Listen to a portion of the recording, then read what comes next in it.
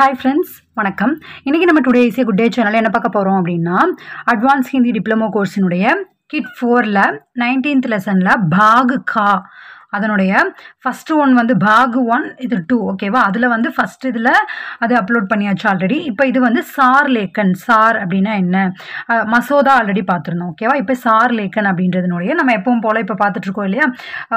ஃபுல்லாக ஒரு லெசன்னா அதனுடைய ஒரு ரிவிஷன் மாதிரி எக்ஸாம் பிஃபோர் யூஸ்ஃபுல்லாக இருக்கும் அப்படிங்கிறதுக்காக இந்த வீடியோஸ் அப்லோட் பண்ணிகிட்ருக்கோம். ஸோ அதன் வரிசையில் சார் லேக்கன் அப்படின்றத வந்து இன்றைக்கி பார்க்க போகிறோம். இப்போ பொதுவாகவே சார் அப்படின்னா என்ன, சாறு எடுக்கிறது அப்படின்னா ஒரு விஷயம் இருக்குது அப்படின்னா அதுலேருந்து ஒரு சாறு பிழிந்து எடுக்கிறோம் அப்படின்ற மாதிரி அதனுடைய கருத்துக்களை என்ன அப்படின்றத எடுக்கிறது ஓகேவா. அதுதான் வந்து சார் அப்படின்றது. सार लेखक का कर्तव्य इस विस्तृत विवरण में से उन तत्वों को निकाल देना होता है जो केंद्रीय भाव को समझने, उसे सुरुचिपूर्ण बनाने और उसे प्रभावशाली बनाने के लिए जोड़े गए हैं. इसके बाद प्रस्तुत विवरण में से मूल केंद्रीय भाव को संक्षेप में प्रस्तुत करना होता है. यही सार कहलाता है. अதாவது சார் அப்படின்னா நம்ம இப்போ சொன்ன விஷயங்கள் தான். ஒரு குறிப்பிட்ட ஒரு விஷயம் வந்து விவரமாக தானே கொடுப்பாங்க.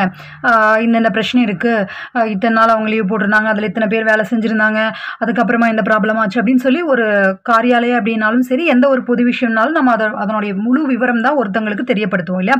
ஸோ அப்போது அந்த முழு விவரங்கள்ல இருந்து உன் தத்துவங்கோ நிக்கால் தேனா, அதனுடைய என்ன சொல்கிறது, அதனுடைய நோக்கம் என்ன, அதனுடைய த்ரோட் த பாயிண்ட் என்ன விஷயத்த அதில் சொல்ல வருது அப்படின்ற அந்த மூல கருத்து அப்படின்னு ஒன்று இருக்கும் இல்லையா. இதுதான் மேட்ரு. இதுதான் இந்த பிரச்சனையெல்லாம் இருக்குது. ஸோ இதனால் எங்களுக்கு ஒரு புது வேலையால் வேணும் அப்படின்னு சொல்லி கேட்டாங்க அப்படின்னா அங்கே என்ன மூல விவரம், பிரச்சனைகள் இருக்குது. ஸோ அதை தாண்டி எங்களுக்கு வந்து ஒரு வேலையால் வேணும் அப்படின்றது தான் ஓகேவா. சும்மா எக்ஸாம்பிளுக்கு சொல்கிறேன்.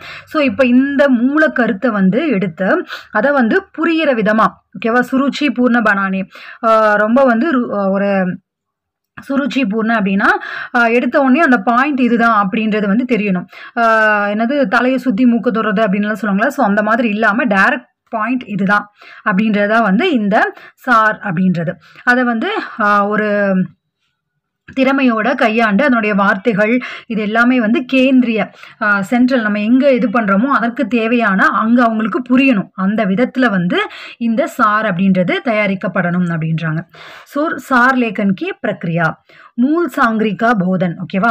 மூலம் என்ன அப்படின்றது நம்ம முன்னாடி இப்போ சொன்னோம் இல்லையா. சப்சே பெஹலே ஆதார் சாங்கிரி அர்த்தாத் மூல் விஷய वस्तु का ठीक से बोध होना चाहिए. इसके लिए सांगरी को 2-3 बार पढ़कर उसके मूल भाव को अच्छी तरह समझने.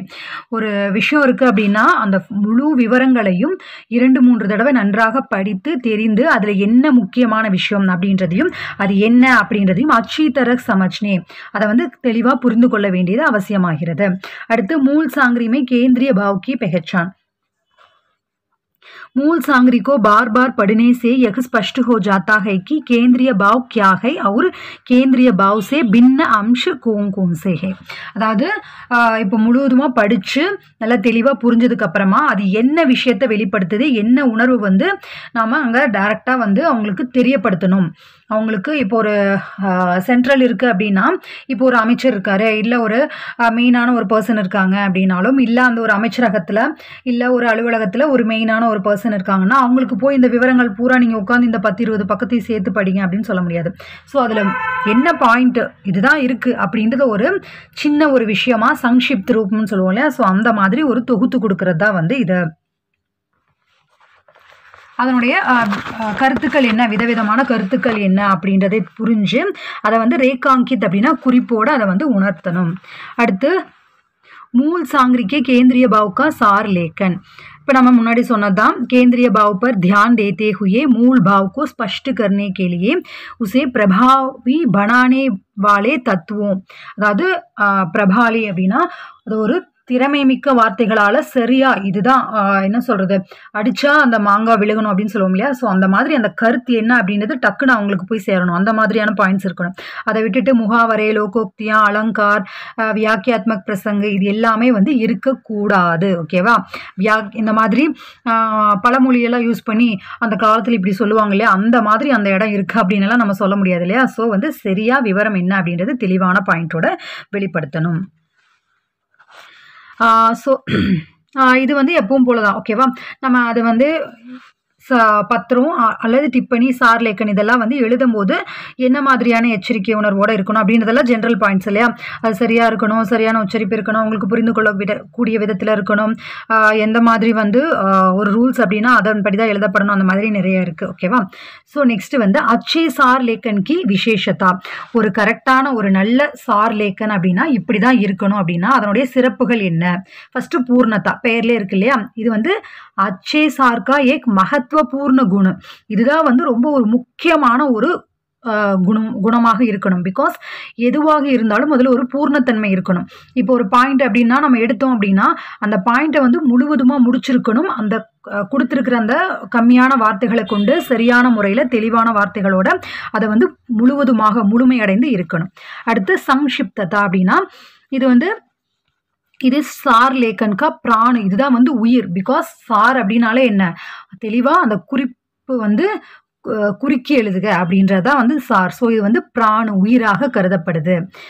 இதில் வந்து ஏக் திகாயி, ஒரு 3ல் 1 பங்கு தான் இருக்கணும். ஆனால் தெளிவான சரியான வார்த்தைகளோடு இருக்கணும். ஓகேவா. இதில் வந்து அனாவசியக், அப்ரசாங்கிக், தேவையில்லாத வார்த்தைகள் எல்லாம் இடம் பெறக்கூடாது. அடுத்து ஸ்பஷ்டதா அப்படின்னா தெளிவாக இருக்க வேண்டும். ஸ்பஷ்டு ஹோனா சாகியே. ஓகேவா. ரொம்ப தெளிவானதாக இருக்க வேண்டும் அந்த சார் அப்படின்றது. அடுத்து தாரத்மயத்தா ஏவம் சம்பந்தத்தா. सार ऐसा होना चाहिए कि उसमें हर एक बात को सिलसिलेवार प्रस्तुत किया गया. சில்சிலேவார்னா என்ன, ஒரு தொடர், ஒரு கண்டினியூட்டி இருக்கணும். அவங்களுக்கு இதெல்லாம் ஆச்சு, ஸோ இதனால் அவங்க இந்த சொல்யூஷன் கேட்குறாங்க அப்படின்றத நம்ம வந்து ஒரு கண்டினியூட்டியோட வெளிப்படுத்தணும் இல்லையா. ஃபஸ்ட்டு எடுத்தோனையும் இந்த மாதிரி அந்த பிரான்ச்லேருந்து அனுப்பிச்சாங்க, இதுதான் விஷயம் அப்படின்னா அவங்களுக்கு புரியாது இல்லையா. ஸோ என்ன அப்படின்றத அந்த குறிப்பிட்ட ஒரு பூர்ணத்தன்மையோட இருக்கணும். அப்புறம் வேற என்ன பாயிண்ட் பார்த்தோம், குறுகிய ஒரு சின்ன ஒரு பாயிண்ட்ஸ்குள்ளேயே சரியான விவரங்களை வெளிப்படுத்தணும். அப்புறம் ஸ்பஷ்டதா, தெளிவானதாக இருக்கணும். அப்புறம் தொடர்த்தன்மையோட வந்து இருக்கணும். அடுத்து प्रभावोत्पादकता. सार में मूल सामग्री के भावों को ऐसे ढंग से प्रस्तुत किया उसमें भाषा का प्रवाह தர்க்க சங்கத் கிரம பனாய் ரஹே. நம்ம முன்னாடி பார்த்தோம் இல்லையா, அந்த முகாவரே, லோகோக்தியா அதெல்லாம் இருக்கக்கூடாது, பழமொழி அந்த மாதிரி வார்த்தைகள் எல்லாம் இல்லாமல் அந்த வார்த்தையில் ஒரு துல்லியத்தன்மை இருக்கணும். எது வேணுமோ அது டைரக்ட் மீனிங்கோட அந்த வார்த்தைகள் அப்படின்றது இருக்கணும். ஓகேவா. கீழே சார் லேக்கனுடைய 3 எக்ஸாம்பிள்ஸ் கொடுத்துருக்காங்க. ஸோ இப்போ சார் லேக்கன்கே லாப், இந்த சார் லேக்கன் இது வந்து எழுதுறதுனால என்ன ஒரு நன்மை இருக்குது அப்படின்னு. காரிய நிப்டானேமே சரளத்தா ஹோத்திகே. ஸோ செயல் வந்து எளிதாக முடியறக்கு. ஓகேவா. காரிய நிப்டானேமே அந்த ஒரு சொல்யூஷன், தேவையான சொல்யூஷனை எடுக்கிறது வந்து ரொம்ப எளிதான முறையில் முடியுது. சமய ஒரு சக்திக்கு பச்சத் ஹோத்திகே. நேரமும் நம்மளுடைய சக்தியும் விரயமாவதிலிருந்து தவிர்க்கப்படுது இல்லையா. இப்போ நம்ம நேரம் ஒரு இப்போ நம்ம சொன்னதே இந்த மாதிரி சார் லேக்கன் மாதிரி தான் இல்லையா. இப்போ இந்த ஸ்டார்டிங் 50th பேஜில் 2.1 ஸ்டார்ட் ஆகுது இல்லையா. ஸோ இதிலிருந்து இப்போ நம்ம இந்த லாஸ்ட் வரைக்கும் படிக்கணும் அப்படின்னா எவ்வளோ நேரம் ஆகும், அதை ஃபுல்லாக ஒவ்வொரு வரியாக படித்து அதுக்கப்புறம் அந்த மீனிங் சொல்லி, இல்லை நம்ம படிக்கணும்னாலும் அது எவ்வளோ பெரிய விஷயமா இருக்கும், எவ்வளோ நேரம் ஆகும், அதனுடைய சக்தியும் வீணாகும் இல்லையா. ஸோ இப்போ இந்த மாதிரி நான் ஒரு ரிவிஷன் மாதிரி கோத்ரூ பாயிண்ட் மாதிரி நான் உங்களுக்கு கொடுக்கும்போது உங்களுக்கு ரொம்ப யூஸ்ஃபுல்லாக இருக்கு இல்லையா. அதே போல் உங்களுடைய படிக்கக்கூடிய அந்த திறனுக்கும் இது ரொம்ப சக்திக்கு பட்ஜெட் அது வந்து கொஞ்சம் சேவ் பண்ணப்படுது இல்லையா.